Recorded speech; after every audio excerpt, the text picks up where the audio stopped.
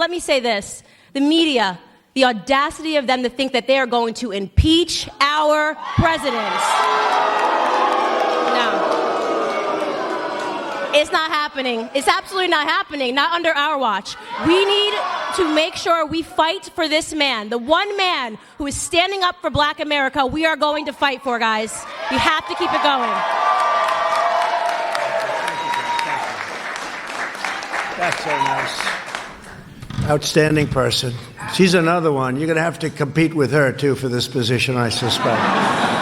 Thank you very much. And it is ironic that you're sitting here and you're having 3 Caucasian people testify and tell you what their expertise are. Do I know what my expertise are? Black in America. I've been Black in America my whole life, all 30 years, and I can tell you that you guys have done the exact same thing every 4 years ahead of an election cycle, and it needs to stop. I just have to say that I object strenuously to your use of the word hilarious.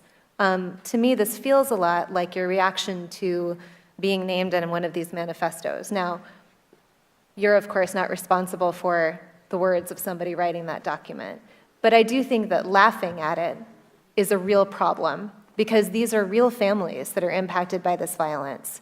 And I think our efforts towards talking about this have to start from a place of mutual respect, which is what I've heard from this side of the table. Now, the reason we don't have those numbers, I want those numbers as much as you do, but to say the numbers don't show something is simply not supported by the data. Ms. Owens, obviously this is a gang up on you. You know, we're giving these witnesses the ability to do a rebuttal on you, and so you know, I find it unfair, Ms. Ballou. I mean, you know, candidly, for you to show mutual respect and then you to go after Ms. Owens, it's not appropriate. So, Ms. Owens, you can have 4 minutes and 34 seconds to respond. However, yield for a second. I'll yield. Thank you. I believe, Ms. Owens, when you used the word hilarious, it was referencing the fact that no one had asked you a question. It wasn't to the subject matter of the hearing. Is that right? That is correct. And to have another witness insinuate something that is not accurate is just not appropriate, Mr. Chairman, for how witnesses are supposed to behave in front of this committee. I also think you didn't say it doesn't matter about the subject matter of today's hearing. You said there are other subjects that matter as well, and maybe we should spend some time on those. Is that accurate? That is correct, and they matter much, much, much, much more, and I have said that. I said that in my opening, and I will say it again. You know that white supremacy and white nationalism is ranks nowhere near the top of the issues that are facing Black America. And the reason that you are bringing them up in this room is because it is an attempt to make the election all about race as the Democrats Not in my case, Ms. Owens. I'm sorry. Please do not characterize my motive. Mr. Chairman, it's my time. Yeah, it's my time. You've got your time, Mr. Menendez. I'll give you 3 more seconds.